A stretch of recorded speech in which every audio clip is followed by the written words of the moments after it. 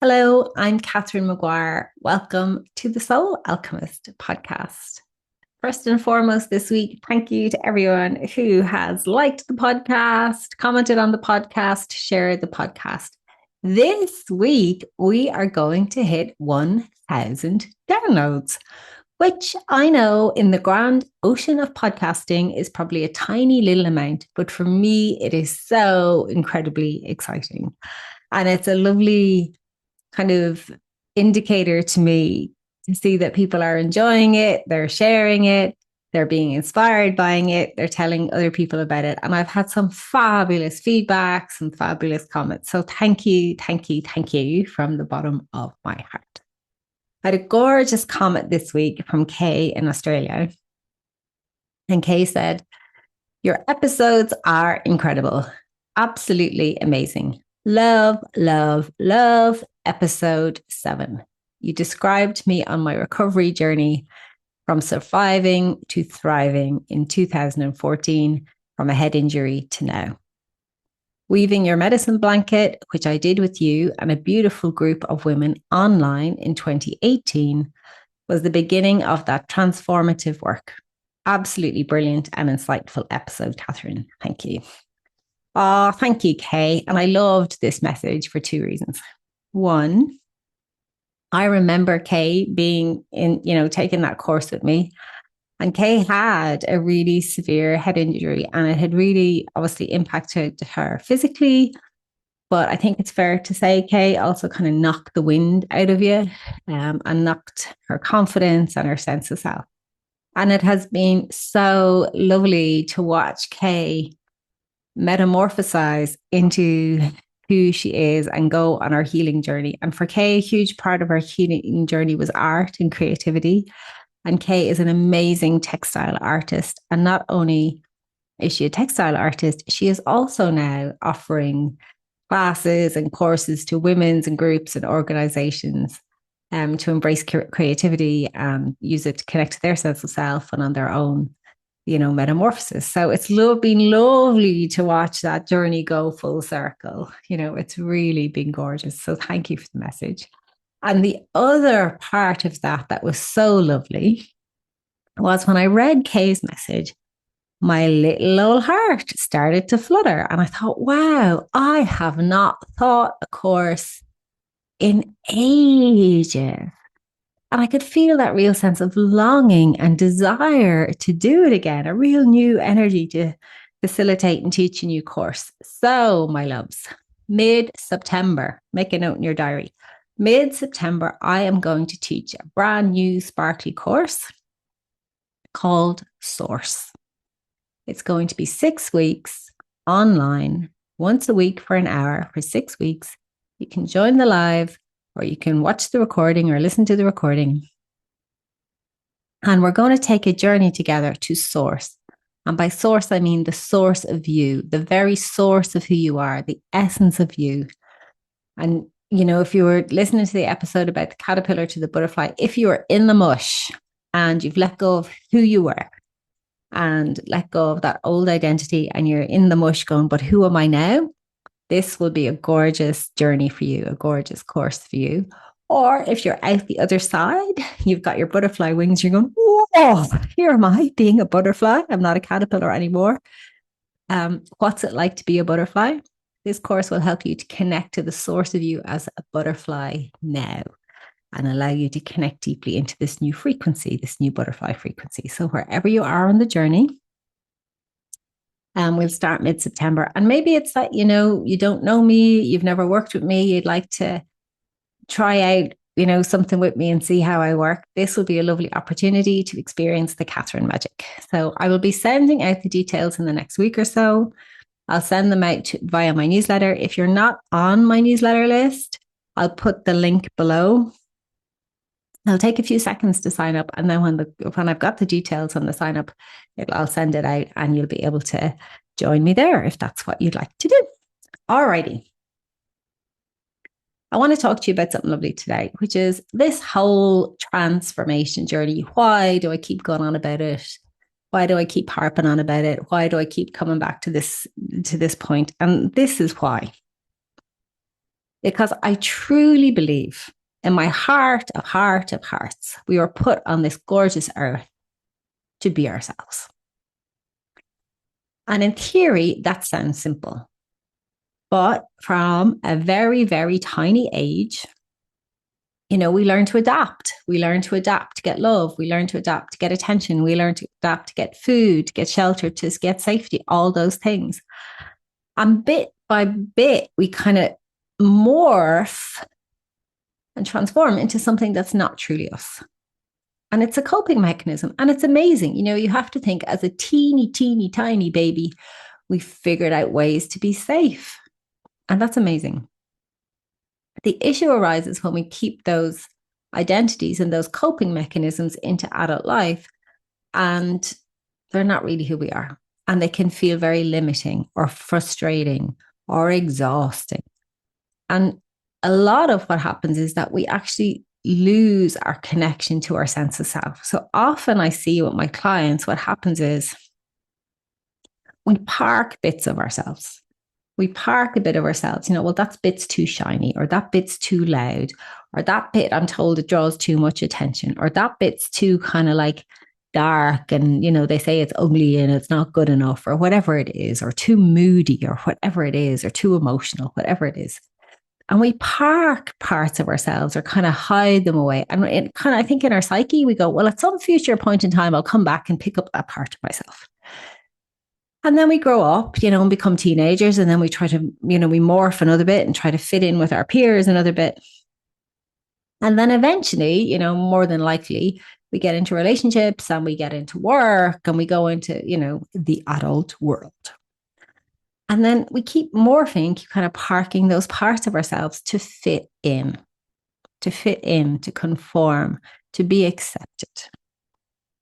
And the more we do that, the less we feel like ourselves. And the more we do that, the louder and stronger the voice of our inner critic gets. And also the voice of like the inner imposter and the bit where we're not good enough. They all really ramp up in volume. And in some ways they're true in that, like, they're telling you you're not good enough, but what they're, which is not nice, but really what they're telling you is you're not being yourself. You're not being yourself. And we're afraid to be ourselves. We're afraid to be ourselves. So the work of transformation, the healing journey, if you want to call it, is to remember who we are. Remember who we are and put these false identities down. And one of the things I see time and time again with my clients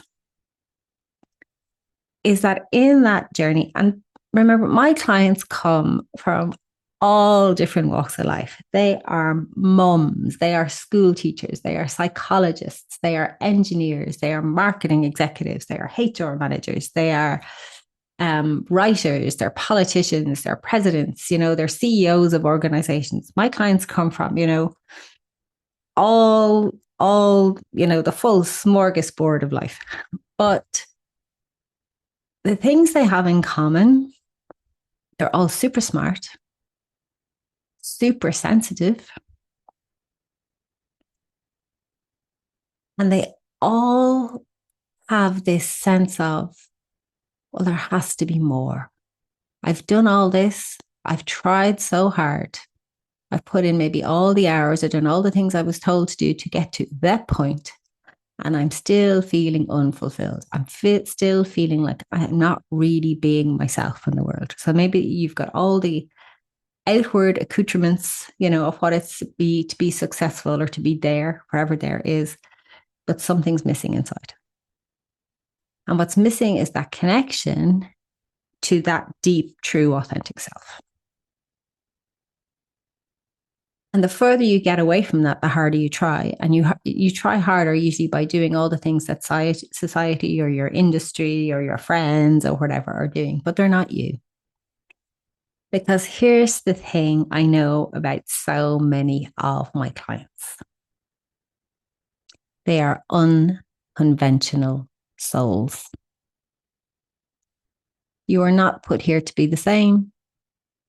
And you are not put here to do the things, whatever the things is, parent, your job, your creativity, your art, your writing, whatever that is. You are not here to do it the way that other people do, or the way they say you should do, or you're supposed to do. That's not you. Chances are you are super smart and super creative, super ambitious and want to be in the world, but also super sensitive. All right. You're the fusion of opposites. You've access to the left hemisphere of your brain, and you've access to the right hemisphere of your brain. And you're an unconventional soul. And what do I mean by that? I mean that your journey this lifetime is to walk your own path by carving your own path, not following the path of others. And that's hard. That's hard because it seems a bit scary, and it's the unknown. And often what happens is I see people fall into two traps. So one trap is the rebel. I am Irish. I know this archetype very, very well.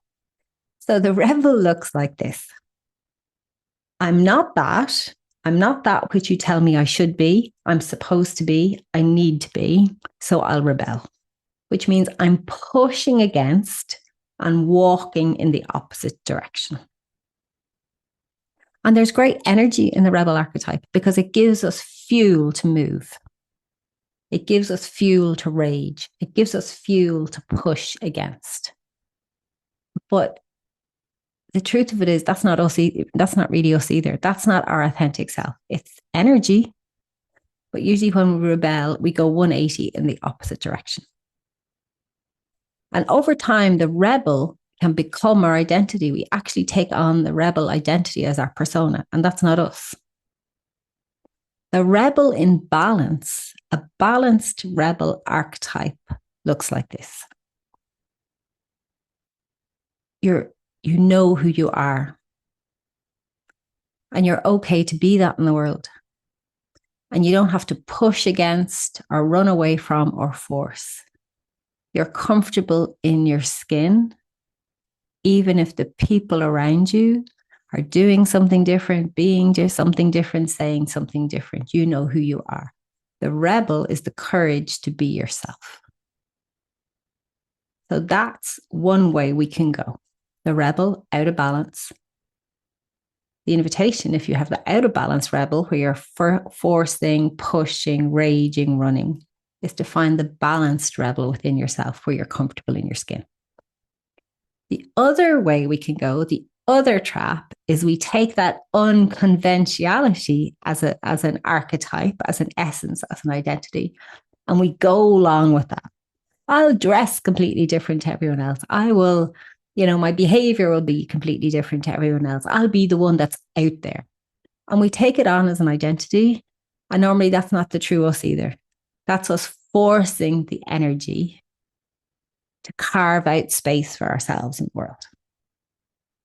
And again, the unconventional energy in balance is the same as the rebel in balance, which is you're comfortable in your skin. You're okay to do things your way. You know who you are.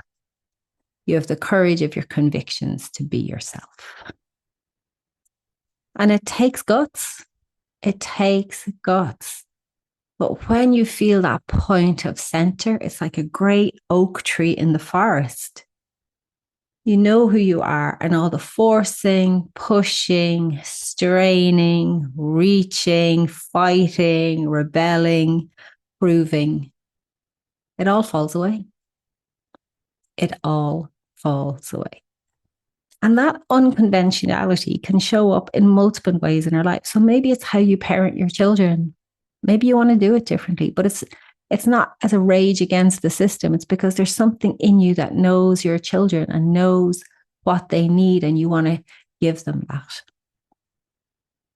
Maybe that unconventionality comes in your art. If you're a fine artist or an abstract artist or whatever it is, or if you're a writer or you're a singer or a lyricist, maybe it's supposed to be like X. And you go, that's not me. That is not me. How can you find the courage to do it your way, walk a new path? All right. Maybe it's in your work. Maybe you're in a corporate role, But maybe there's a part of you that's intuitive and wise, and you just know, you know the solution, but you haven't got the data sheet to back it up.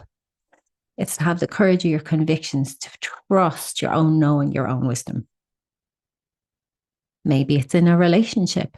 Maybe you don't want to do relationships the way your friends do, your family do it. Maybe for you, a relationship is an unconventional thing. Maybe you have separate houses. Maybe you live in separate countries. Maybe you have separate lives, but there's something that pulls you together and that you create this thing between you, this moment, these moments in time that are beautiful and it's sensual and juicy and inspiring and, support growth. It can look different to other people. It can look different to how your friends are doing things, to how your family are doing things, to how your colleagues are doing things, to how the people you are inspired by do things, but it's true to you. And it'll feel calm. It's a softening, a surrendering, and deepening into who you are, rather than a forcing and a straining. And feel the difference in that. Feel the difference in that. And then the question I usually come up against when I say this to my clients is that, yeah, but if I do that, if I come into myself, if I come to center as me, what if it's not enough? What if I'm not good enough as me? And that's the core wound. That is the core wound. That is the belief that all the trying and the forcing and the straining was built on. So our job as alchemists, your job as an alchemist, is to alchemize that core wound and know in your heart of hearts that you are absolutely enough. That you are absolutely enough. You are radiant and beautiful and wise and sensitive. And that you are like, a rainbow of energy. You're not just one thing. But when you try to cut down on your colors, cut down on the full spectrum nature of who you are, that's when you feel not good enough. But if you can allow yourself to touch into all the aspects and facets of who you are, that's where you start to feel more yourself. And that version of you can't be put in a box. You can't be put in a box. And that's why you're unconventional, because you don't fit into a box, a square box, a round box, a triangular box. You don't fit in because you are unique to you.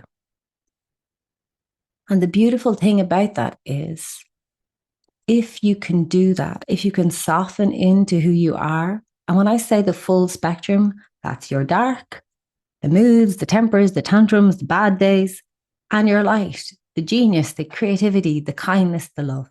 When you can soften into the full spectrum of who you are, you become magnetic. And other people who get your vibe, other people who are attracted to your frequency come your way. And that's where you make new friends, new colleagues, new opportunities open up. And when you can be that for yourself, that centered being in the core of who you are, in your unconventionality, going, I'm not the same as others, I'm me, I'm uniquely me, then you become a role model for others. That pulse, that magnetic pulse inside you inspires others to do the same, to be the same, to trust their core frequency in the unconventionality. All right. Let me give you an example. My lovely husband has 2 daughters, and they were young when I met him. Like Vince and I are together about 20 years. And so when I met him, I wanted to fit in. I wanted, to do what I saw so many people doing, which is this, this blended family, this bonus mum. So I tried to be the super stepmom. I will be the most amazing stepmom. I will do what other people are doing. I'll even do it better. I'll be even better than their own mum, and I worked and strained so hard to be this super stepmom. And after a couple of years, I figured out this is not working. It's not working for me. It's exhausting. It's not working for them. They have a mum. They're fine. It's not working in our couple because it's putting a lot of strain on our couple. And it doesn't feel good. It doesn't feel good. And when I unpacked it, there was the not good enough in there. But when I unpacked it some more, I had to go, I'm actually not interested in being a stepmom to anyone. And, they're his daughters and he loves them, but they're not my people. And to be honest, I'm not even sure if I like them. And I know that's a hard thing to say, but they're just different personalities to me. They're different beings. They're two gorgeous souls in their own right. But like if they were, people I didn't know, we probably wouldn't be friends. So I had to let go of this identity of this, not just this stepmom, this super stepmom, right? I had to let go of it to myself. I had to let go of it to my husband. I had to let go of it to the kids. And so we have an unconventional, set up in that regard where he spends time with his kids. They spend holidays together. I don't get involved. I let him parent his kids the way he wants to parent them. I let him have I hate saying let. It's not letting. He chooses. He chooses to parent his kids the way he chooses to parent them. I leave that alone. I get on with doing my thing. They get on with doing their thing. The part of me that is a therapist, a facilitator, a mentor, had to unpack the bit. Well, if you're any good at your job and you're so good at transformation, you should be able to have this amazing relationship with your husband's children. I had to go, there's a should in there. These are not my people. They're his people. He loves them dearly. They love him. They're nice people, but they're not my people. And let it go. And then everything shifted. They get on with their lives. He got on with his life. His ex-wife got on with her life. For family things, they meet up together and they do their thing. And it works. It works. And I feel better. All that stressing and straining is gone. And I can channel all that, that love and attention and care that I was channeling into them, into the people that I do enjoy working with, my clients, the women who come to me looking for growth. And that feels good and true and real to me. So my invitation to you this week is this. What are the parts of yourself that you set down because they weren't good enough? They were too loud, too shiny, too spangly, too emotional, whatever way. What are the parts that you set down? Can you maybe commit to yourself to start picking them back up? And maybe dance with the idea that you're not meant to fit in, that you're not conventional. But the journey this lifetime is to figure out how to soften and surrender into who you are and do things your way. Let me know how you get on. Let me know what you find out. And if you want to join me for Source, sign up below for the newsletter and I'll send out the details real soon. Have a gorgeous week. Aho.